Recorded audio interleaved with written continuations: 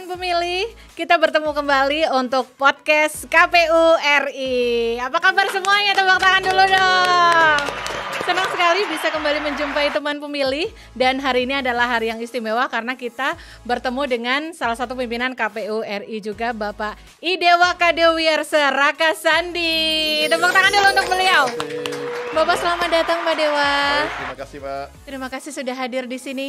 Bapak, ini kesempatan untuk Bapak menjadi tamu di sini ini pertama kali. Bapak gimana rasanya Pak berada di ruangan ini Pak? Ya, saya tentu surprise ya. Surprise. Senang bisa diberikan kesempatan, dan yang luar biasa bahwa harapan KPU ya untuk kemudian memiliki podcast yang akan kembangkan ke depan ini sudah bisa terwujud gitu ya. Sudah terwujud ya, sekali betul. lagi tepuk tangan dong untuk podcast KPU RI ya, betul. Baik Pak Dewa, kita perlu mengabarkan kepada teman pemilih bahwa sebelum proses syuting ini dilaksanakan, kita sudah melakukan tes swab antigen dan alhamdulillah hasil yang kami peroleh adalah negatif. Jadi proses ini kami mohon izin untuk kami lakukan dengan lepas masker. Teman pemilih, kita masih kembali akan membagikan banyak informasi yang unik, seru, dan juga tentu saja akan berguna buat teman pemilih semua, khususnya kalau teman pemilih semua adalah orang-orang yang baru akan menggunakan hak suaranya pada pemilu pemilihan 2024 nanti, atau juga mungkin teman pemilih yang mungkin sebenarnya sudah terdaftar dalam daftar pemilih dan sebenarnya mungkin pemilu yang lalu Bapak 2019 mungkin sudah berhak untuk memilih, tapi kayak belum belum pengen pilih ya Bapak karena kan mungkin masih ada yang kurang srek, ngapain saya mesti milih kayak gitu-gitu mungkin ya. Pak Dewa, sebelum kita masuk kepada obrolan tentang bagaimana kita mengajak teman pemilih untuk ikut memilih pada pemilu dan pemilihan 2024 nanti, kita mau kepo-kepo sedikit nih soal dulu Pak Dewa sebelum beliau bertugas di Komisi Pemilihan Umum Republik Indonesia itu. Dulu Pak Dewa itu beliau adalah alumni UGM ya. Betul sekali. Saya alumni UGM ya, dari Fakultas Teknik ya. Fakultas Teknik ya. Teknik Bapak? Ya betul. Oh, Fakultas Teknik loh ternyata nih. Jadi gini Mbak, mungkin teman pemilih juga barangkali ini ada manfaatnya ya. Jadi saya itu angkatan 90 di jurusan Teknik Kimia UGM. Teknik Kimia UGM. Betul. Jadi setelah tamat SMA, saya bersyukur saya keterima di IPB. Ya, kemudian keterima di UGM dan juga keterima di Universitas Udayana ya, jurusan Teknik Sipil gitu. Teknik Sipil di Udayana bersama dengan Teknik Kimia di UGM, Teknologi Industri Pertanian di IPB. Itu bingung sekali pasti milihnya, mau pilih jadi yang waktu mana? Itu ini Mbak, waktu itu kan sistem PBUD ya. Jadi siswa SMA yang berprestasi diberikan kesempatan mengisi formulir, lalu kita ikut tes gitu ya atau ujian. Dan kebetulan saya keterima di 3 tempat itu dulu. 3 tempat itu. Betul, ya. Dan hatinya ternyata memilih untuk ke UGM ya, Pak? Betul, ya. Betul. Ya. Ketika saya kuliah, itu memang di Jogja ya, khususnya di UGM, itu aktivitas mahasiswa luar biasa ya. Jadi mahasiswa yang aktif di kegiatan-kegiatan kampus, tidak hanya dari jurusan ilmu politik, tidak hanya ilmu hukum ya, tapi senior-senior di jurusan saya juga banyak yang aktif gitu ya. Dan itu adalah awal-awal era reformasi.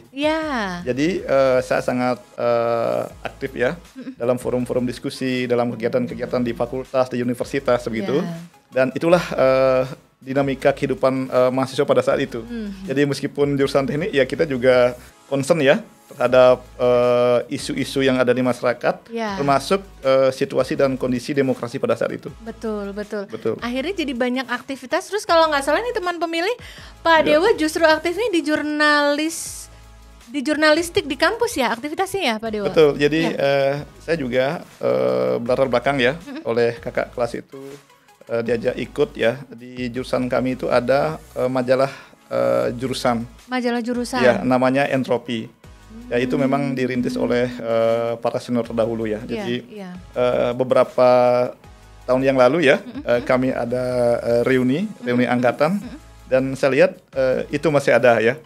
Majalah betul, itu masih ada. Dikelola oleh adik-adik kelas. Nah, sudah berapa terakhir tahun memang belum sempat kampus lagi, mudah-mudahan masih terus berlanjut gitu ya. Tetapi yang jelas saya ada sedikit pengalaman aktif di pers kampus dan waktu itu mahasiswa yang aktif di pers ya, kegiatan jurnalistik itu saya kira mendapat tempat ya di masyarakat ya. Gitu, kan ada lomba menulis ya kan, ada diskusi-diskusi. Saya kira majalah yang sempat saya bergabung ya, itu adalah majalah ilmiah populer. Jadi kontennya memang konten tentang teknik begitu ya. Tentang teknik. Betul, majalah teknik ya. ini background yang luar biasa sebenarnya. Belajarnya latar belakang sekolahnya, pendidikannya sebenarnya di teknik. Tapi peminatan karir dan jalan ternyata membawa beliau untuk berada di jalan seperti ini sekarang menjadi begini, pimpinan KPU. Mungkin yang perlu saya jelaskan, saya juga kuliah di Fakultas Hukum ya. Bersamaan Bapak. Setelah tamat UGM ya. Beberapa waktu kemudian di awal beberapa waktu kemudian sekian tahun belakangan begitu. Jadi ya. Setelah lulus di Teknik Kimia. Ya, sekian tahun kemudian setelah saya pulang ke Denpasar, saya sempat menjadi dosen ya. Kami merintis Politeknik IT begitu. Setelah saya bergabung ke KPU itu meningkatkan kapasitas penting. Jadi saya kemudian kuliah kembali ya. S1 Fakultas Hukum. S1 tapi Fakultas Hukum itu ketika Pak Dewa bertugas di KPU Provinsi Bali. Ya, karena waktu itu memang hampir kebanyakan ya teman-teman kuliah dan memang waktu itu masih dimungkinkan. Nah, kebetulan antara kantor saya dengan kampus itu mungkin lebih kurang 10 menit gitu ya. Dekat sekali. Betul, dekat sekali ya. Betul. Ya. Jadi memang tidak terlalu makan waktu untuk teknis berangkat dan pulang ya Bapak ya. Nah, itu dia ternyata latar belakang Pak Dewa tidak hanya di sarjana hukum dan ternyata beliau adalah lulusan Teknik Kimia di UGM dan ternyata menggeluti bidang jurnalistik juga. Perlu teman pemilih ketahui bahwa selama kami bertugas di bawah naungan divisi Pak Dewa, kita banyak mendapatkan arahan dan juga bimbingan dalam hal jurnalisme karena bekal pengalaman sebenarnya ya Pak Dewa yang sudah pernah digeluti oleh Pak Dewa ketika di zaman kuliah dulu. Nah, Pak Dewa bicara soal peminatan Pak Dewa di waktu dulu tergabung dalam jurnalistik. Kalau dikaitkan dengan kejurnalistikan atau kemediaan sekarang, Bapak, KPU ini kan kita tidak bisa dipungkiri memang hampir selalu ada di setiap pemberitaan Bapak. Mau di headline, mau di halaman kedua atau halaman kesekian, selalu ada berita-berita tentang pemilu dan pemilihan dan juga tentang KPU tentu saja. Bapak, kalau menurut Pak Dewa sendiri, dukungan media sekarang ini terhadap kinerja Komisi Pemilihan Umum atau penyelenggaraan kepemiluan itu sudah cukup mendukung nggak ya Bapak ya kira-kira? Jadi begini Mbak, pertama ya tentu saya berterima kasih ya teman-teman media. Jadi dapat saya sampaikan ya, selama saya bertugas baik di daerah ya maupun di KPU RI itu sebetulnya supportnya luar biasa ya. Indikatornya ya berita-berita tentang KPU itu banyak dibantu ya, diliput dan disosialisasikan gitu ya. Diberitakan. Betul ya. Dukungan media sangat penting untuk meyakinkan publik ya. Sebagai contoh misalnya ketika pilkada di masa pandemi ya. Di situ kan ada pertanyaan, ada kekhawatiran publik ya. Jangan-jangan nanti pemilu ini akan berisiko dari aspek kesehatan ya. Tapi karena edukasi tentang protokol ya, kegiatan-kegiatan sosialisasi kita itu diliput ya dan diinformasikan kepada publik. Saya kira secara umum kemudian tahapan itu bisa berjalan dan partisipasi juga terjaga dengan baik. Iya, partisipasi juga tinggi ya Bapak. Betul. Dalam artian ketika kita menghadapi masa pemilihan 2020 yang lalu, kita banyak terbantu dengan dukungan media dalam memberitakan bagaimana prokes, bagaimana upaya kita untuk menggelar TPS sesuai dengan protokol kesehatan juga ya Pak Dewa ya. Iya. Pak, kalau kaitannya dengan beberapa periode Bapak bertugas kan pasti sering sekali mendengar selentingan dari mungkin teman pemilih yang baru tahu ya Pak Dewa bahwa KPU itu kan sebenarnya bekerja menyiapkan pemilihan atau pemilu itu kan ada waktu lama yang disiapkan dari sebelum hari ya. Cuma kadang teman pemilih yang mungkin baru masih awam atau memang belum tahunya KPU itu kerja cuma di hari H pemilihan aja. Nah, kira-kira kalau media dalam hal ini sudah cukup membantu memberitakan atau menyosialisasikan aktivitas kepemiluan sebelum hari H nggak ya Pak Dewa? Meskipun tahapan belum dimulai, jadi kegiatan-kegiatan KP itu juga sudah diliput. Nah, cuma sekarang karena kita dalam persiapan ya menghadapi pemilu nasional ya dan Pilkada serentak nasional 2024 tentu ini perlu ditingkatkan. Jadi tentu media ini dalam arti luas ya. Ada media sebagaimana media mainstream ya. Ada juga media IT ya dengan platform atau aplikasi-aplikasi yang berkembang. Ini nanti dalam pandangan saya kita akan formulasikan kembali koordinasi dan kerjasamanya sehingga publik mendapatkan akses informasi secara lebih luas ya. Kemudian berita-berita yang berkembang juga memang bersumber dari otoritas resmi yang kontennya dapat dipertanggungjawabkan gitu. Iya, betul. Pak Dewa, itu tadi hal khusus yang kita bisa ketahui nih, kita bisa bagikan kepada teman pemilih bahwa Pak Dewa sebenarnya ada latar belakang tidak hanya jurnalistik tapi surprisingly juga kita juga baru tahu nih ternyata Pak Dewa di Teknik Kimia UGM dan ini unik sekali. Bapak berarti dulu SMA-nya berarti IPA atau IPS Pak ketika zaman kalau saya jurusan fisika ya. Dulu masih yang fisika, biologi, betul. Bapak dulu ketika SMA ada karena anak fisika ada pelajaran favoritnya harus pelajaran fisika nggak Pak? Ya, dulu fisika dan matematika ya. Itu secara jujur nih memang Bapak sukanya pelajaran itu Pak. Jadi namun demikian gini ya, ini juga penting ya. Bahwa banyak juga sebetulnya teman-teman jurnalis itu yang berlatar belakang teknik ya. Gitu, karena jurnalisme itu kan sebetulnya lebih ke satu kompetensi yang lintas jurusan ya. Lintas ilmu pengetahuan juga ya. Karena di masing-masing jurusan itu sendiri pun berkembang ya. Media-media tentang profesi yang bersangkutan. Betul. Jadi kalau dia memang terjun, terlatih ya begitu diklat-diklat jurnalistik dan juga aktif ya, saya kira saya berpandangan bahwa setiap orang itu adalah jurnalis gitu ya. Apalagi di era modern saat ini. Setiap orang punya gadget, punya HP. Setiap orang bisa membuat status gitu kan. Jadi setiap orang adalah jurnalis. Jadi kalau bicara kita tentang kehumasan, setiap orang adalah humas. Setiap orang adalah humas. Ya, karena dia akan berkomunikasi, membangun relasi dan dia akan menyampaikan pesan-pesan ya pada sejawatnya begitu. Betul Pak Dewa, itu teman pemilih itu bisa di underline itu teman pemilih yang mungkin masih galau juga mau menentukan arah hidupnya kemana. Ternyata ini quote penting dari Pak Dewa hari ini bahwa setiap orang bisa menjadi jurnalis. Dimulai dari membuat status gitu ya Bapak. Status minimal jurnalisme hati dulu gitu ya. Dimulai dari situ. Pak Dewa, kita kembali ke pelajaran favorit Pak Dewa yang ternyata adalah fisika dan matematika ya Bapak. Aduh, saya harus sungkem dulu ini karena saya bukan aliran matematika dan fisika. Pak Dewa, saya mau ajak Pak Dewa lihat tayangan di sini dulu. Kita bakal lihat dulu nih, punten. Nah, kita lihat TikTok yang satu ini. Lawan Rasunasa itu cewek atau cowok sih? Cowok. Bukan cewek? Belum tahu sih mukanya kayak gimana. Pahlawan Rasunasa itu cewek atau cowok sih? Cowok. Bukan cewek? Bukan. Pahlawan Rasunasa itu cewek atau cowok sih? Cowok.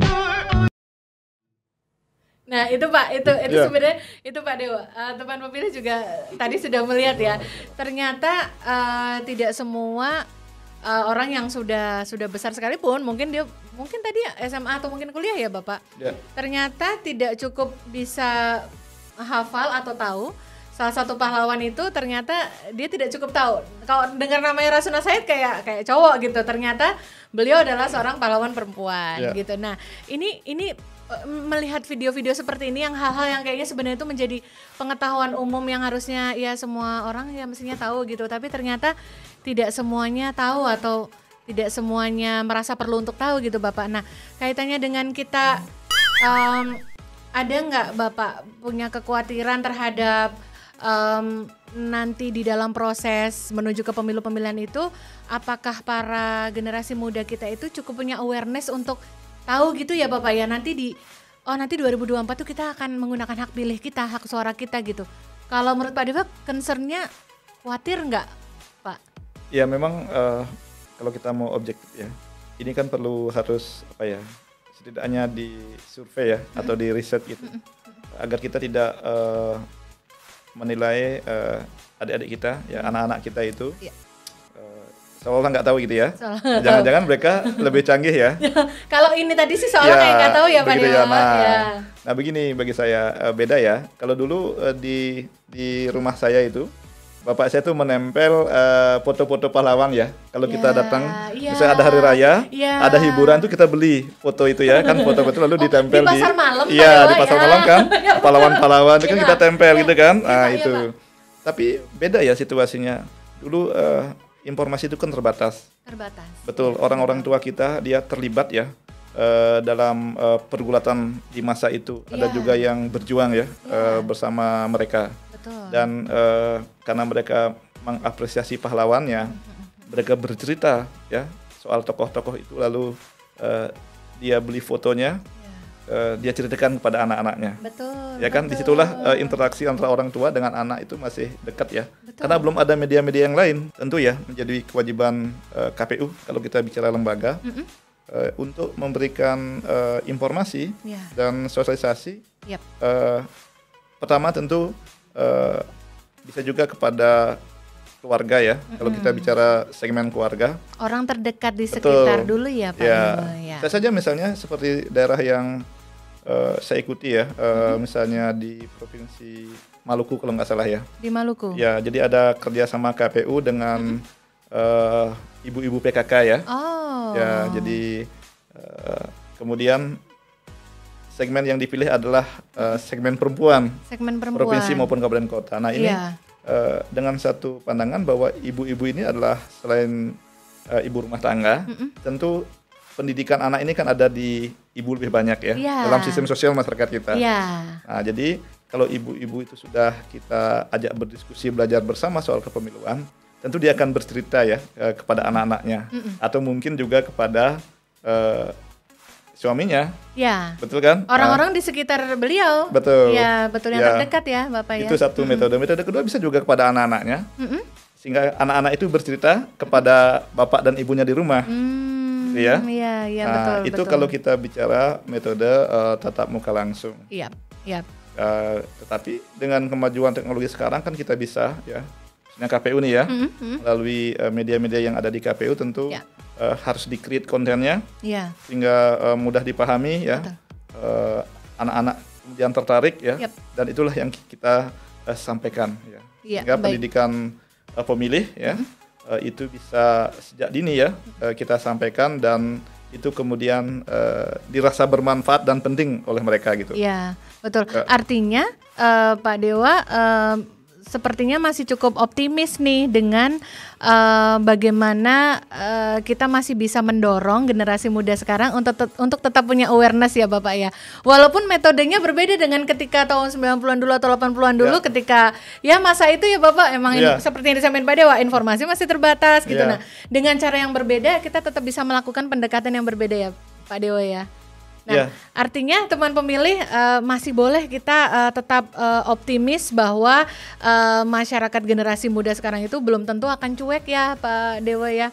Betul. Betul. Nah, seperti tadi kalau boleh mengulik lebih dalam, Pak Dewa tadi menyebutkan keterlibatan atau bagaimana encourage dalam lingkungan ibu-ibu PKK itu, apakah mungkin ada kaitannya dengan program yang sekarang sedang diusung KPU RI sebagai program nasional yang disebut Desa Peduli Pemilu Pemilihan itu atau bukan ya Pak Dewa? Iya, betul. Betul ya. Jadi begini, memang ya kalau kita melihat segmen dari program ini kan ada beberapa prioritas ya. Iya. Misalnya daerah rawan bencana ya, daerah rawan konflik, segmen perempuan, atau bisa juga daerah-daerah dengan partisipasi rendah gitu ya.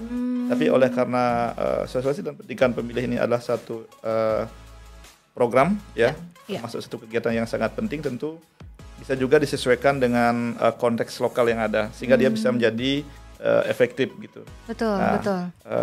Saya melihat itu, dan tentu kita harus lebih banyak mendengar, kemudian mendapat masukan dari daerah, dan itulah yang kemudian kita formulasikan dalam kebijakan kita.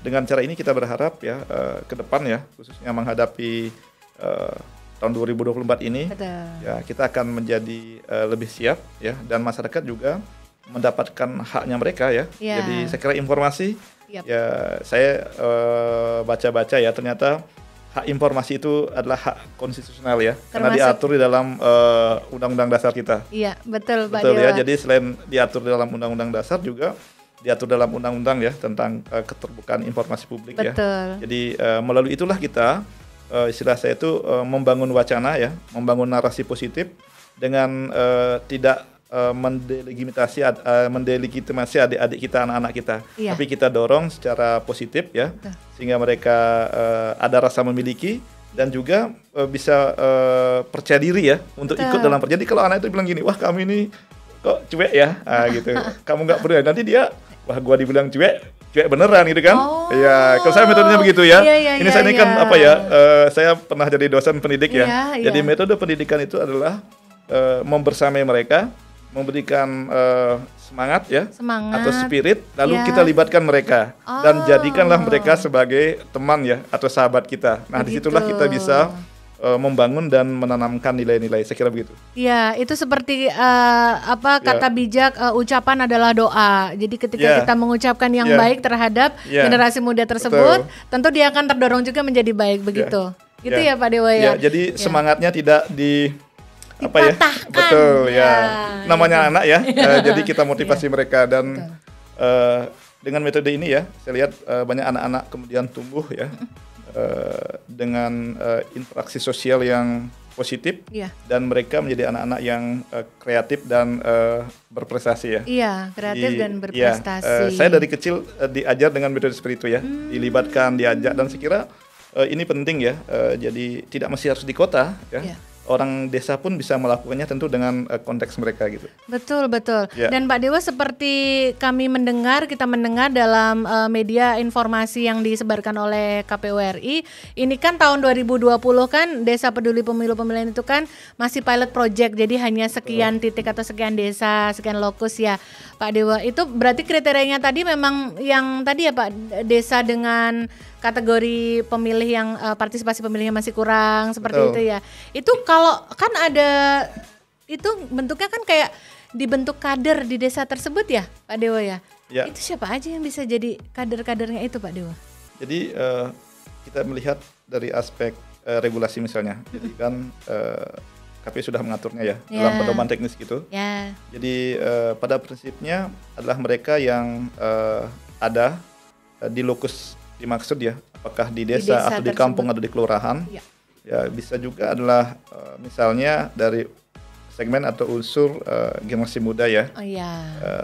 Siswa misalnya yang memang setelah memiliki syarat umur tertentu ya, atau Iya. mahasiswa, Iya. atau mungkin juga tokoh-tokoh masyarakat ya, tokoh perempuan, tokoh agama, ulama, Iya. tokoh adat dan lain sebagainya. Ini Iya. bervariasi antara saudara dengan daerah yang lain. Tapi substansinya adalah bagaimana KPU semakin dekat dengan masyarakat, kemudian ada interaksi sosial di situ. Ya. Karena di dalam lokus itu tentu adalah satu wilayah ya, ada unsur wilayahnya, ada unsur masyarakatnya, Iya.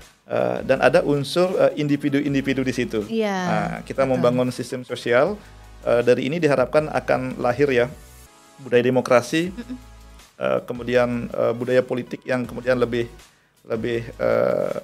substantif ya, Iya. yang akan bisa mewarnai demokrasi kita ke depan. Jadi artinya mengajak keterlibatan dari semua kader yang ada di desa tertentu tersebut atau di kampung kelurahan tersebut untuk bisa lebih banyak menginformasikan aktivitas kepemiluan dan hak-hak mereka gitu ya Pak Dewa ya. Betul. Jadi Betul. masyarakat kita ini kan begini Mbak, dalam pandangan saya ya. Saya ini kan sebenarnya orang kampung ya. Masa Pak Dewa, masa? Jadi kalau dibilang orang desa, saya lahir dan besar di desa ya. Oh, iya, Kemudian kalau dibilang kota ya saya tinggal di kota ya, setelah besar gitu. Jadi begini, bahwa dalam sistem sosial masyarakat yang dari aspek kultur yang paternalistik ya, maka figur itu menjadi penting. Tentu Ya. figur dalam arti positif juga ya. iya. Jadi keadaan tokoh yang kemudian menginspirasi ya, memberikan pencerahan ya, Iya. pada lingkungan sekitarnya, Betul. pada putra-putrinya. Iya. Ini adalah satu media yang menurut saya pendidikan yang bisa berdampak baik dalam jangka pendek maupun dalam jangka panjang. Nah, orang menjadi tidak peduli kan belum tentu karena dia tidak mau, bisa saja karena dia tidak tahu. Oh, ya kan? Iya, Nah, betul, begitu. Jadi, betul. nah disinilah peran para kader ini kalau harapan saya. Jadi beliau itu selain ya berpartisipasi dalam konteks kepemiluan secara partisipatif di wilayahnya. Iya. Di sini juga ada peran edukasi ya dalam konteks keluarga, dalam mendidik generasi muda anak-anak yang kemudian ada ya di lingkungan keluarga maupun lingkungan sosial mereka di desa atau kampung atau kelurahan itu. Betul. Artinya sosok untuk diteladani dan dicontoh ini, Pak Dewa tidak ibaratnya tidak yang langsung muluk-muluk mau setinggi langit bintang, tapi setidaknya dimulai dari lingkungan keluarga dan terdekat. Itu akan menjadi bibit yang baik ya Pak Dewa ya. Iya betul. Nah itu teman pemilih menariknya dari program Desa Peduli Pemilu dan Pemilihan ini untuk bisa mendorong partisipasi masyarakat sadar dan juga aware tentang kepemiluan dan juga pemilu nanti terutama jelang pemilu pemilihan 2024 supaya lebih terlibat ya Pak Dewa ya. Bapak, kita untuk di aktivitas kita di podcast KPRI ini ada salah satu segmen yang ini seru banget karena ini akan mengajak teman pemilu untuk mengetahui lebih banyak lagi cerita dari Pak Dewa sebagai pimpinan KPRI dan juga sebagai pribadi seorang Bapak Dewa yang sebenarnya itu seperti apa dan memori apa yang pernah ada atau pernah berkesan dalam memori Pak Dewa selama bertugas hingga saat ini. Kita masuk dalam segmen NKCTP. Nanti kita cerita tentang pemilu. Teman pemilih, nanti kita cerita tentang pemilu ini, kita akan mengulik apa memori yang paling berkesan yang pernah dialami Pak Dewa selama bertugas menyelenggarakan kepemiluan. Mungkin apakah itu memori yang menggugah jadi bikin beliau terkesan sekali karena sedih atau karena membuat beliau jadi merasa tersentuh secara emosional atau bagaimana. Nah, kita akan ajak Pak Dewa untuk mengambil gulungan kertas. Nanti ada satu kata pemicu. Baik Bapak, silakan mangga silakan. Ya digeser dikit nggak apa-apa Bapak. Ya. Satu ya Bapak, kalau bisa dikeduk. Nah, hati-hati Bapak, ini teh. Nah, ini dapat kayaknya nih. Siapa tahu ada unicornnya di dalam. Ya, nggak dibuka Bapak ke arah. Saya langsung buka. Ya, ke arah sana dibukanya Bapak. Gak apa-apa, tumpah-tumpah dikit Bapak. Nah, kredibilitas. Ya. Coba Pak Dewa ingat-ingat ketika Bapak mendengar kata kredibilitas, ada nggak sebuah pengalaman kepemiluan yang kayaknya jadi berkesan banget sama Bapak? Karena teman pemilih pasti tahu kalau teman pemilih browsing di Google, Dewa Kadewiarsa Rakasandi, beliau bertugas itu tidak hanya di KPU RI, tapi sebelum ini sudah 2 periode di KPU Provinsi Bali dan pasti rekam jejaknya teman-teman bisa melihat di semua media. Kita akan lihat bagaimana beliau mengadu kembali memori beliau. Sudah ada yang teringat belum Pak Dewa? Ya, jadi kalau soal kredibilitas ya, itu kan artinya bagaimana seseorang kredibel. Kredibel artinya bisa dipercaya. Ya. Nah dalam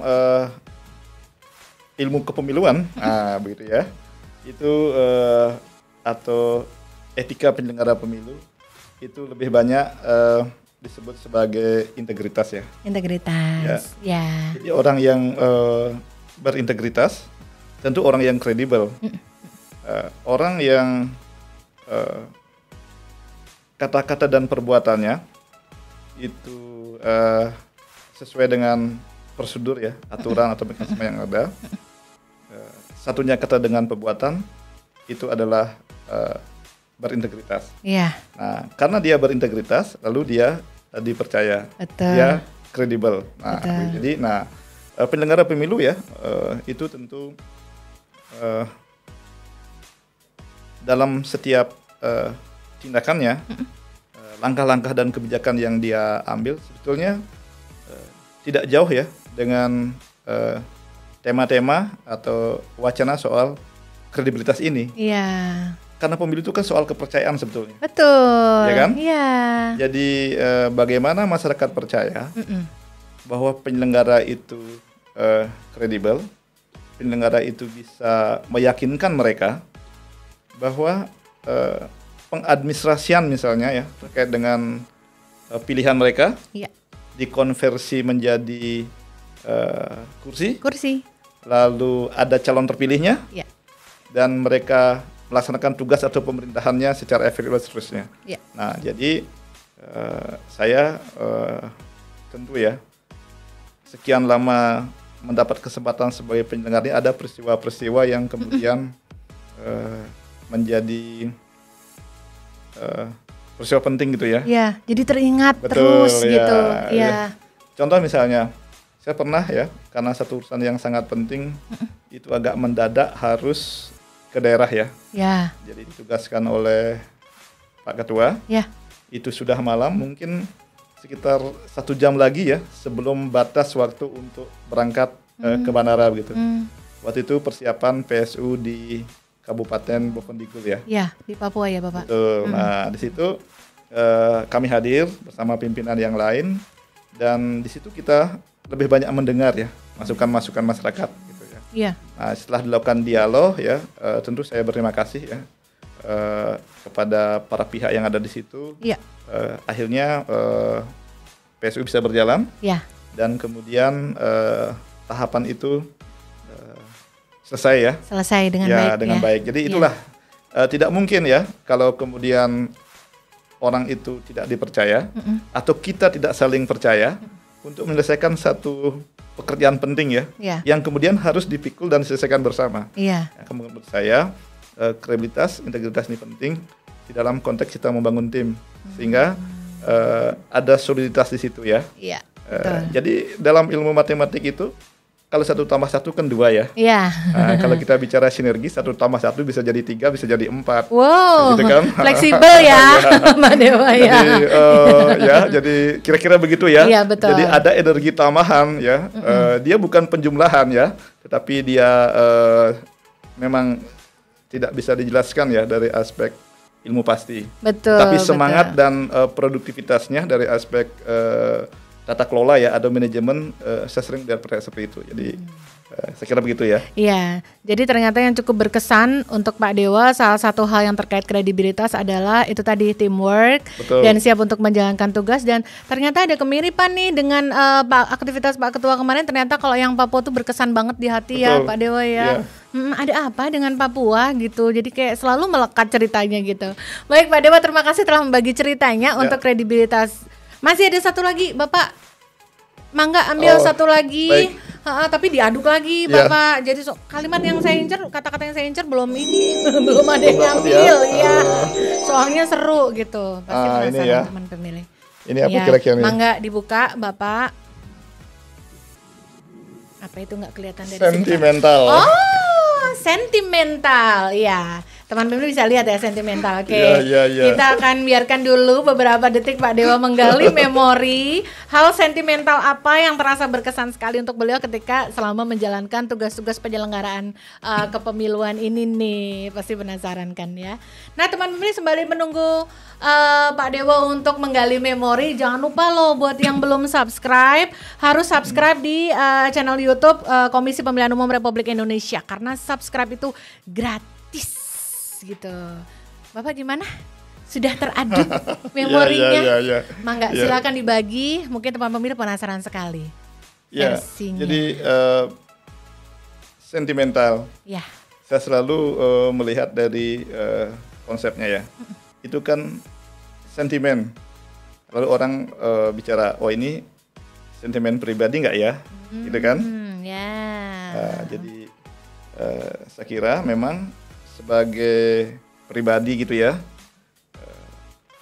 dalam satu komunitas kelembagaan, tentu dia tidak bisa ya, terlepas ya dari dinamika. Kalau orang dulu bilang romantika ya, hidup suka dan duka gitu ya, dalam memikul satu tanggung jawab. Betul. Ada situasi-situasi tertentu di mana orang itu menjadi sentimental. Iya. Ya, ketika misalnya kegiatan sedemikian padat ya, lalu waktu terbatas, Ya.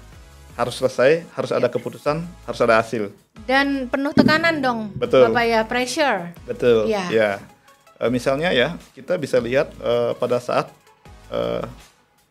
proses rekapitulasi ya, misalnya ya, ya. kan kadang sampai malam dan lain sebagainya. Ya, betul. Atau sampai pagi dini hari. Betul. Dan saya kira itu penyelenggara ya, hampir semua penyelenggara tentu ya punya pengalaman dan pernah terlibat dalam situasi seperti itu. Betul, betul. Nah, menurut saya inilah satu tantangan ya, satu tahapan yang mungkin juga akan terjadi nanti ya pada penyelenggaraan pemilu dan pilkada ke depan Berikutnya. betul. Nah, Iya. maka tentu kita harus memetakan potensi-potensi persoalan yang mungkin terjadi, lalu kita mempersiapkannya dari sekarang. Ya untuk menghindari ya budaya kerja yang sentimental. Yang sentimental. Bapak boleh diartikan nggak lebih harafiah itu berarti kalau sentimental tuh kalau untuk Pak Dewa ke situasi itu lebih ke apa Bapak? Lebih ke jadi bikin kesel atau kayak jadi sedih Kalau atau menurut gimana saya Pak Dewa? ini ya prejudice ya. Ya. Betul kan? Ya. Jadi kalau istilah Jawanya apa ya? Tidak legowo gitu ya, sensitif. Oh, sensi. Ya, Jadi sensi. ya. Ya. Mungkin makna harfiahnya ini apa ya? Bisa didiskusikan, tapi kira-kira Iya. itu. Iya, iya. Jadi sensi. orang itu kadang apa ya? Ada situasi-situasi seperti itu. Tetapi tentu kita harus membangun satu kultur ya. Bahwa ada ranah-ranah seperti itu, ya tentu kita harus pahami. Barangkali teman kita, rekan kerja kita sedang sensi, ya kan? Oh, iya, Nah, jadi iya, kita iya. juga harus memahami, dan lalu kita tidak boleh tidak peka begitu ya. Oh, Ya, tidak boleh memaksakan betul. situasi juga ya, Bapak ya. Nah, Iya. cuman bagaimana ini dikelola sehingga kemudian tidak menjadi pembenaran bahwa tugas-tugas ya, tanggung jawab dan kinerja kita kemudian menjadi tidak selesai ya. Iya, Nah, betul. disinilah dibutuhkan ya menurut saya tentu perlu ada kepemimpinan ya, sekecil apapun tim itu, kemudian perlu ada dialog dan keterbukaan. Nah, lalu kalau orang itu sudah dijaga oleh lingkungannya, kemudian dia sudah bisa berkomunikasi, Ya. maka persoalan-persoalan ini seperti ini tentu lebih cepat bisa diselesaikan ya. Ya, ya. Yang satu ada kerumitan, yang lain memberikan penguatan kira-kira Iya, begitu. iya, Nah, betul, betul. kalau sudah demikian ya, meskipun ada kompleksitas, ada beban kerja dan lain sebagainya, saya yakin ya nanti orang itu cuma capek aja. Kalau udah capek istirahat besok Iya. lagi, tapi pikirannya tidak terganggu gitu. Iya, Ya. biar jadi nggak Betul. bablas ke sensi ya, Pak Dewa. Gitu. Ya, Jadi baik. kalau saya begitu. Jadi karena kalau sensi ini jadi akan apa ya? Kalau sikap atau pandangan ini dipertahankan itu akan ruwet sendiri, Pak. Gitu. Betul, Pak. Ya kan? Ya. Bahasa sekarangnya tuh ambyar gitu. Betul ya. Ya betul. kurang lebihnya gitulah kira-kira menurut saya. Ya baik, Ya. teman pemilih, ternyata dari sisi memori Pak Dewa yang kita coba gali, dari kenangan-kenangan beliau ketika menyelenggarakan tugas kepemiluan ini, beliau ternyata memilih untuk menjadikan hal-hal yang berkesan tersebut untuk kita antisipasi lagi di kedepannya. Betul. Supaya Kita bisa lebih banyak belajar ya. Betul, Pak. Ya. Iya. Terus belajar, terus saling support juga ya, Betul, Bapak ya. iya. Itu lingkungan yang kondusif kan seperti itu ya, Ya. teman pemilih ya. Baik, Pak Dewa, kita sudah menggali 2 memori dari Pak Dewa dan apa sebenarnya pendapat pribadi Pak Dewa. Mungkin beberapa teman pemilih baru pertama kali ini nih mendengar langsung apa sih buah pikir dan apa sebenarnya hal yang unik yang bisa digali dari pengalaman Pak Dewa sebagai pimpinan Komisi Pemilihan Umum Republik Indonesia. Pak Dewa, kami harus mengucapkan terima kasih sekali. Baik. Pak Dewa sudah berkenan hadir di podcast KPU RI ini dan membagikan pikiran-pikiran terdalam Pak Dewa. Bapak boleh minta dulu nggak pesan Pak Dewa kepada teman pemilih nih yang melihat tayangan ini, kira-kira apa pesan Pak Dewa kepada teman pemilih semua di luar sana dari utara sampai selatan, timur ke barat, dan nanti menjelang ke pemilihan 2024. Silakan Bapak. Ya, terima kasih teman pemilih dimanapun berada. Saya ingin ya mengajak kita semua untuk berpartisipasi ya dalam proses demokrasi kita, termasuk dalam bagaimana kita mempersiapkan ya, berpartisipasi bersama-sama dalam menghadapi pemilu ya maupun pilkada 2024. momentum itu adalah satu agenda yang sangat besar ya, dan tidak semua orang ya itu tentu harus sama ya peran dan tanggung jawabnya.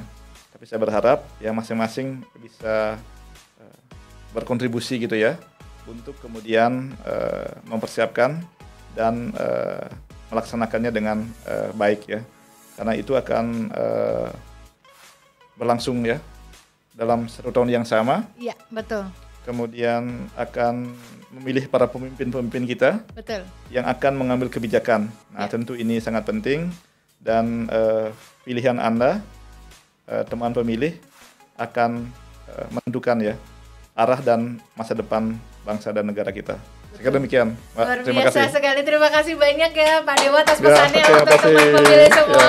Ya, dan Ya. teman pemilih jangan lupa loh untuk harus selalu like, komen dan juga share sebanyak-banyaknya tayangan dari podcast KPU RI ini, karena kami akan terus memberikan dan membagikan informasi kepemilihan yang unik dan berguna untuk teman pemilih semua.